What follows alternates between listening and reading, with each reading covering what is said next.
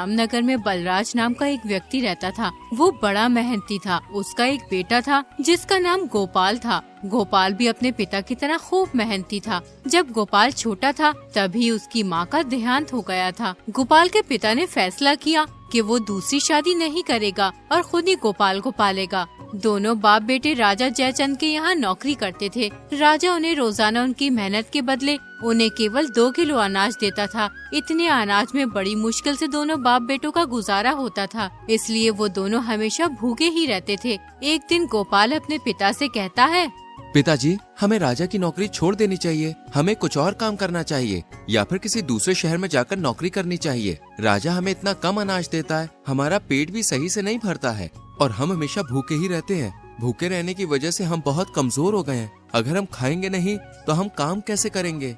बेटा, कह तो तू बिल्कुल सही रहा है। भूखा रहने की वजह से मुझे भी बहुत कमजोरी आ गई है। हमेशा चक्कर से आते रहते हैं। कभी कभी तो मेरी आंखों से दिखना भी बंद हो जाता है। लेकिन बेटा, हम राजा की नौकरी नहीं छोड़ सकते। अगर हम राजा की नौकरी छोड़कर किसी दूसरे शहर में जाकर नौकरी करेंगे तो राजा हमें तलाश करवाकर सूली पर लटका देगा। इसलिए हमारी भलाई इसी में है कि हम चुपचाप राजा की नौकरी करते रहें। अब तू जाकर जंगल से थोड़ी लकड़ी ले आ, मैं खाना पका दूंगा। गोपाल अपने पिता के कहने पर जंगल से लकड़ी लेने चला जाता है। तभी बलराज के घर एक बुढ़िया आती है। वो बलराज से कहती है, बलराज, तूने जिंदगी भर मुसीबत काटी है, अब और अपनी जिंदगी मुसीबत में मत काट। कभी तू चैन से बैठकर 2 रोटी नहीं खा पाया। तेरा बेटा कब का जवान हो गया है, तू उसकी शादी क्यों नहीं कर लेता? घर में बहू आ जाएगी तो कम से कम तुम लोगों को खाना तो बनाना नहीं पड़ेगा। तुम थके हारे मजदूरी करके आते हो और फिर भोजन बनाते हो। अगर बहू आ जाएगी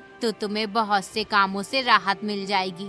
चाची, गोपाल की शादी हुए 1 साल बीत चुका है। क्या कहा तूने? गोपाल की शादी को 1 साल हो चुका है, लेकिन तूने कभी किसी को बताया नहीं। आखिर क्या वजह है इसकी? जरा मुझे भी तो पता चले। चाची, वजह तो कुछ नहीं। गोपाल की बहू अपनी माँ के घर है। माँ के घर क्यों है? तूने उसे वहाँ क्यों छोड़ रखा है? बेटे की शादी क्या बहू को मायके में छोड़ने के लिए की जाती है? तू अपने बेटे से कहता क्यों नहीं कि वो अपनी पत्नी को मायके से लेकर आए? तू आज ही गोपाल को भेज दे बहू को लेकर आने के लिए। कैसे भेज दूं चाची? हमारे घर में तो एक चारपाई तक नहीं है जिस पर वो बेचारी आकर बैठ सके, और ना ही हमारे पास इतने पैसे हैं कि हम चारपाई खरीद कर ला सकें। और फिर गोपाल के पास ऐसे कपड़े भी तो नहीं हैं जिन्हें पहनकर वो अपने ससुराल जा सके। उसके पास केवल 2 जोड़ी कपड़े हैं, उनमें भी 10 पैबंद लगे हुए हैं। पैबंद लगे हुए कपड़े पहनकर जाता हुआ गोपाल भला कैसे अच्छा लगेगा? अरे वाह रे बलराज, मैं तो तुझे बड़ा अक्लमंद समझती थी, लेकिन तू तो मूर्खों से भी बड़ा मूर्ख है। बस इतनी सी बात के ऊपर तूने गोपाल की बहू को उसकी माँ के घर छोड़ रखा है। मैं तो सोच रही थी कोई बड़ा बखेरा है। ये भी भला कोई बात हुई? चारपाई और कपड़ों की वजह से तू बहू नहीं लेकर आ रहा। चल, मैं दूंगी तुझे चारपाई, बहू को बैठने के लिए, और गोपाल के लिए नए कपड़े भी लाऊंगी। इतना कहकर बुढ़िया अपने घर चली जाती है। उसके बाद बलराज सोचने लगता है, चाची सही कहती हैं, मुझे गोपाल की बहू को बुला लेना चाहिए। अगर बहू आ जाएगी तो घर के कामों से हमें राहत मिल जाएगी। मैं कल ही भेज दूंगा गोपाल को बहू को लेने के लिए। फिर बलराज बुढ़िया के घर आता है और बुढ़िया से गोपाल के लिए कपड़े और चारपाई ले आता है। गोपाल चारपाई देकर अपने पिता से कहता है, पिताजी, आप ये चारपाई कहाँ से लाए हो? बेटा, मुझे ये चारपाई विमला चाची ने दी है और उन्होंने तुझे नए कपड़े भी दिए हैं। लेकिन पिताजी, विमला चाची ने तुम्हें ये चारपाई और नए कपड़े क्यों दिए हैं? बेटा, विमला चाची ने चारपाई तेरी बहू के लिए दी है और ये नए कपड़े तेरे लिए। मैं कहता हूँ कल तू इन कपड़ों को पहनकर अपने ससुराल चला जा और अपनी बहू को ले आ। लेकिन पिताजी, हम अपना पेट ही बड़ी मुश्किल से भर पाते हैं। ऐसे में हम मालती को क्या खिलाएंगे? वो हमारे घर का हाल देखेगी तो क्या सोचेगी? ये सब जानता हूँ मैं बेटा, लेकिन बहू को जिंदगी भर के लिए मायके में भी तो नहीं छोड़ा जा सकता है। कभी न कभी तो उसे लाना ही होगा। इसलिए एक काम कर, तू कल ही जाके उसे ले आ। ठीक है पिताजी, जैसी तुम्हारी मर्जी, मैं कल ही मालती को ले आऊंगा। अगले ही दिन गोपाल बुढ़िया के दिए हुए कपड़े पहनकर मालती को लेने अपने ससुराल चला जाता है। ससुराल में गोपाल की खूब मेहमान नवाजी होती है। गोपाल 1 हफ्ते तक ससुराल में रुकता है। उसके बाद वो अपनी पत्नी मालती को लेकर अपने घर चल देता है। लेकिन रास्ते में गोपाल सोचने लगता है, अभी तो हमारे घर में बहुत गंदगी हो रही है, मालती देखेगी तो क्या कहेगी? एक काम करता हूँ, मालती को विमला चाची के घर छोड़ाता हूँ, उसके बाद मैं अपने घर की सफाई कर लूंगा। गोपाल अपनी पत्नी को बुढ़िया के घर छोड़कर अपने घर चला जाता है। जब बलराज ने गोपाल को अकेले आता देखा तो वो गोपाल से बोला, बेटा तू अकेला ही आ रहा है, तेरी पत्नी कहाँ है, तू उसे क्यों नहीं लाया? पिताजी मैं मालती को ले आया हूँ, लेकिन मैं उसे विमला चाची के घर छोड़ आया क्योंकि हमारे घर में बहुत गंदगी हो रही है, सारा सामान यहाँ वहाँ बिखरा हुआ है। मालती ये सब देखेगी तो शायद उसे अच्छा न लगे। जब मैं घर की साफ सफाई कर लूंगा तो मालती को अपने घर ले आऊंगा। बेटा साफ सफाई तो बाद में होती रहेगी, पहले तू महाराज के पास चल, वो तुझे 3 दिन से रोज बुला रहे हैं, मैं उनसे रोज कोई ना कोई बहाना लगा देता हूँ। तुझे अपनी ससुराल में इतने दिन नहीं रुकना चाहिए था, पता नहीं महाराज तेरे से क्या कहेंगे। गोपाल बगैर सफाई किए अपने पिता के साथ राजमहल की ओर चल पड़ता है। उधर बुढ़िया ने मालती की खूब खातिरदारी की और फिर बोली, बेटी तुम बहुत समझदार हो, खुदा हमेशा तुम्हें खुश रखे। आओ अब मैं तुम्हें तुम्हारे घर छोड़ाऊं। बुढ़िया की बात सुनकर मालती को बड़ा आश्चर्य हुआ। वो सोचने लगी क्या ये घर उसका नहीं है, तो उसने हिचकिचाते हुए बुढ़िया से पूछा, माँ जी ये गोपाल का घर नहीं है, तो फिर गोपाल का घर कौन सा है? बेटी गोपाल राजा के यहाँ काम करने गया है, इसलिए तुझे मेरे घर छोड़ गया था। तू अभी नई नवेली बहू है, घर में अकेले कैसी रहती, अब तो वो आने ही वाला होगा। चल उसके आने से पहले मैं तुझे तेरे घर छोड़ आती हूँ। फिर बुढ़िया मालती को उसके घर छोड़ आई। मालती को गोपाल का घर देखकर बहुत आश्चर्य हुआ। पूरा घर गंदा पड़ा था, देखने में ऐसे मालूम होता था जैसे सालों से घर में झाड़ू नहीं लगी है। सारा सामान इधर उधर बिखरा हुआ पड़ा था। एक कोने में 2-3 जोड़ी कपड़े रखे हुए थे जिन पर जगह जगह पेवन लगे हुए थे और उन कपड़ों पर धूल जमी पड़ी थी। घर की यह हालत देखकर मालती की आंखों में आंसू आ जाते हैं। वो सोचने लगती है खुदा, पिछले जन्म में मैंने ऐसी कौन सी गलती की थी जिसकी सजा मुझे इस जन्म में मिल रही है। इस घर में तो कुछ भी नहीं है, अब मैं क्या करूं? मेरी तो कुछ भी समझ नहीं आ रहा। मालती बहुत समझदार और होशियार थी। उसने सोचा ये मेरे नसीब का एक हिस्सा है, अब मुझे कैसे भी करके इस मुश्किल से गुजरना होगा। वो हिम्मत करके उठी और घर की साफ सफाई में लग गई। कुछ ही देर में उसने पूरा घर साफ कर दिया और इधर उधर बिखरा हुआ सामान सही तरीके से लगा दिया। उसके बाद वो बुढ़िया की दी हुई चारपाई पर बैठकर गोपाल के आने का इंतजार करने लगी। इंतजार करते करते रात होने वाली थी, लेकिन गोपाल और उसके बाप अभी तक घर नहीं आए थे। मालती बेचैन होने लगी। इतना बड़ा घर और उस घर में वो अकेली। उसका दिल घबराने लगा कि कहीं कोई गैर मर्द आकर उसके साथ कुछ गलत न कर दे। उसके दिमाग में तरह तरह के ख्याल आने लगते हैं। उतने में ही गोपाल और उसका बाप हाथ में अनाज का थैला लिए घर आ गए। घर आकर उन्होंने देखा कि उनके घर का नक्शा ही बदल गया था। जो घर हमेशा कूड़े का ढेर बना रहता था, आज वो हीरे की तरह चमक रहा था। ये देखकर दोनों बाप बेटे बहुत खुश हुए। फिर गोपाल ने 2 किलो अनाज जो उन्हें राजा देता था अपनी पत्नी को दे दिया और फिर बोला, लो इसे पका लो। मालती को 3 लोगों के लिए इतना कम अनाज देकर बहुत आश्चर्य हुआ। वो गोपाल से पूछने लगी, ये अनाज तो 3 लोगों के लिए बहुत कम है, तुम्हें अनाज थोड़ा फालतू लाना चाहिए था। मालती, राजा मुझे और पिताजी को एक दिन काम करवाने के बदले केवल 2 किलो ही अनाज देता है। अब तुम ही बताओ मैं फालतू अनाज कहाँ से ले आता? आप लोग राजा के यहाँ पूरा दिन मेहनत करते हो और राजा तुम्हें 2 किलो अनाज देकर बहका देता है। राजा तुम्हारे साथ नाइंसाफी कर रहा है। बेटा अब हम कर भी क्या सकते हैं, राजा की बात टालने की हिम्मत किसमें है। आज से तुम 2 किलो अनाज मत लाना। कल आप राजा से कहना, महाराज हमारे इस अनाज में पेट नहीं भरता है, हम भूखे रह जाते हैं, तुम्हारी बड़ी कृपा होगी अगर आप हमारा अनाज 2 किलो से बढ़ाकर 5 किलो कर दो। और सुनो, राजा से ये बात कहते हुए तुम बिल्कुल भी डरना मत। अगर राजा तुम्हें 5 किलो अनाज देने के लिए राजी हो जाए तो ठीक है, वरना तुम मुझसे काम के लिए मना कर देना। अगर राजा को तुम्हारे काम की जरूरत होगी तो वो तुम लोगों से काम करवाएंगे, वरना नहीं करवाएंगे। मालती, अभी तुम राजा को जानती नहीं हो जो तुम ये बात कर रही हो। अगर हमने राजा से कह दिया ना तो हमारी जुबान कटवा देंगे। ऐसे कैसे राजा तुम्हारी जुबान कटवा देंगे? तुमने किसी को लूटा तो नहीं है, तुमने चोरी तो नहीं की है और ना ही तुम झूठ बोल रहे हो। फिर तुम्हें किस बात का डर है? अपना हक मांग रहे हो और जो हक नहीं मांग सकता वो कुछ नहीं कर सकता। इसलिए मैं कहती हूँ तुम एक बार राजा से अनाज बढ़ाने के लिए बात जरूर करना। ठीक है बेटा, तो इतना कह रही है तो मैं कल राजा से अनाज बढ़ाने के बारे में जरूर बात करूँगा। अब तो मैं इस अनाज को बना। अगले दिन गोपाल और उसका पिता बलराज राजा के पास गए और फिर बलराज राजा से बोला, महाराज मैं यहाँ आपसे अपने अनाज के बारे में बात करने आया हूँ। आप हमें पूरे दिन मेहनत करने के बाद केवल 2 किलो अनाज ही देते हो। इतने अनाज में हमारा गुजारा नहीं हो पाता। हमें ज्यादातर भूखा ही रहना पड़ता है। इसलिए महाराज आपसे गुजारिश है, अगर आप हमारा अनाज 2 किलो से बढ़ाकर 5 किलो कर दो तो आपकी बड़ी कृपा होगी। बलराज, ये बात तुम्हें पहले बतानी थी। भूखा रहना अच्छी बात नहीं है। अगर तुम भूखे रहोगे तो खाली पेट काम कैसे करोगे? मैं आज से ही तुम्हारा अनाज 5 किलो नहीं बल्कि 6 किलो कर देता हूँ।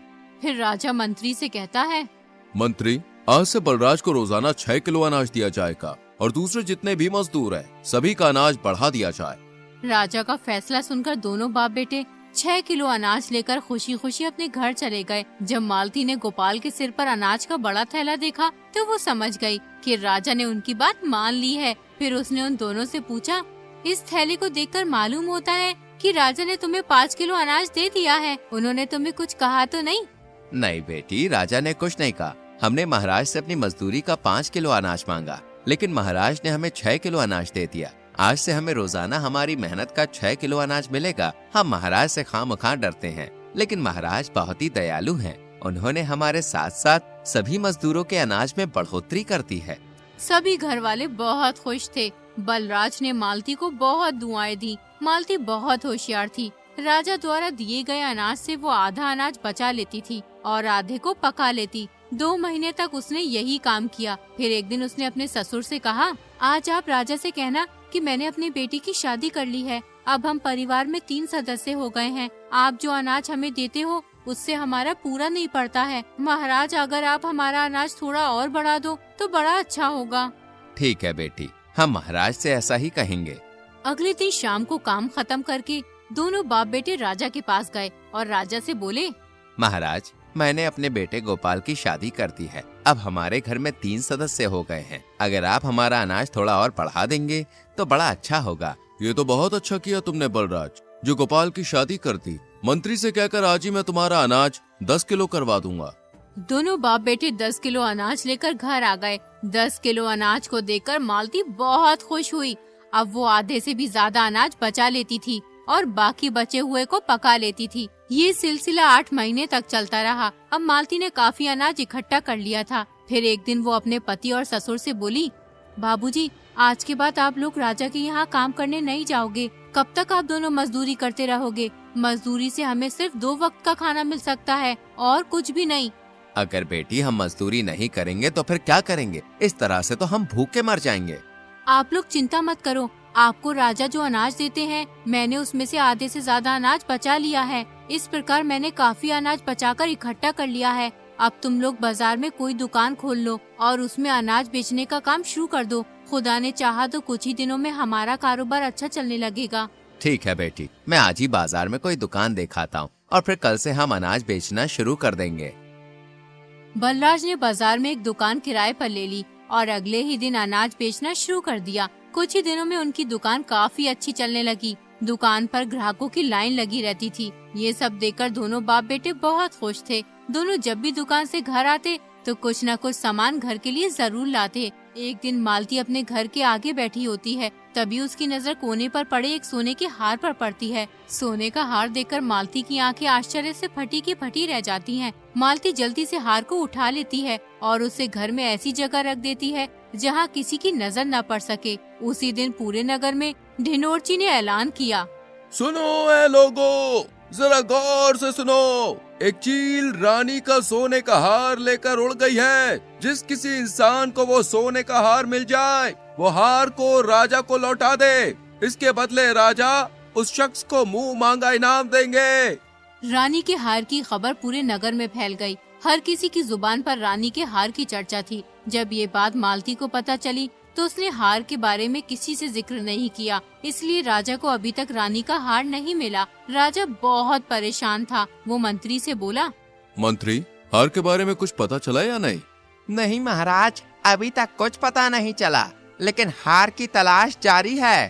तो एक काम करो, पूरे नगर में दोबारा ऐलान करवाओ कि अभी तक रानी का हार नहीं मिला है। अगर किसी भी आदमी को हार के बारे में कुछ भी पता हो, वो बगैर डर के दरबार में आकर राजा को बताए और जो भी हार लाकर देगा उसे मुंह मांगा इनाम दिया जाएगा।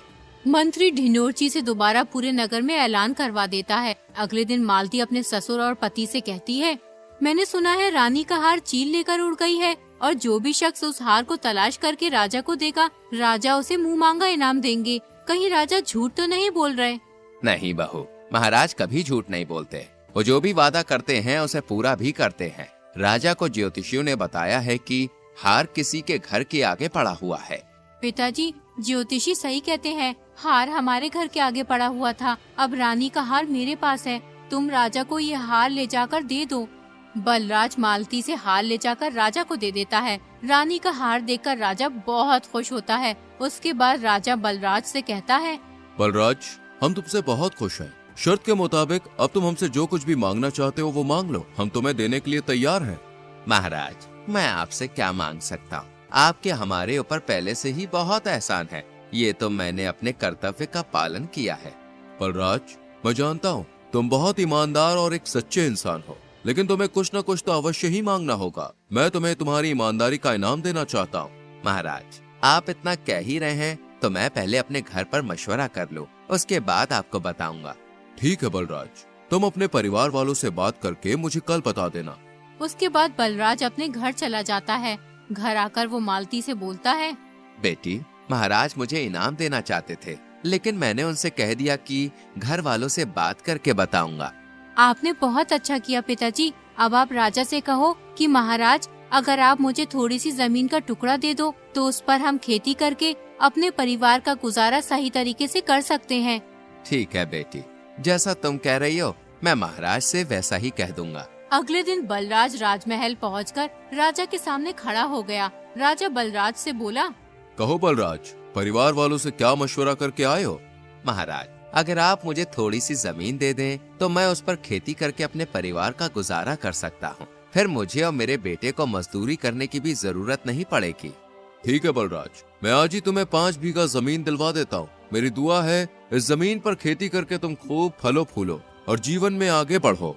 फिर राजा मंत्री से कहकर बलराज को 5 बीघा जमीन दिलवा देते हैं। अब बलराज दिन रात खेत में मेहनत करता है और गोपाल अनाज की दुकान चलाता है। कुछ ही दिनों में वो बहुत मालदार हो जाते हैं। फिर गोपाल एक बहुत ही शानदार घर खरीद लेता है। अब उनके घर में किसी भी चीज की कमी नहीं होती। इस प्रकार गोपाल की बहू की समझदारी और चालाकी से उसके गरीबी के दिन कुछ ही दिनों में अमीरी में बदल जाते हैं।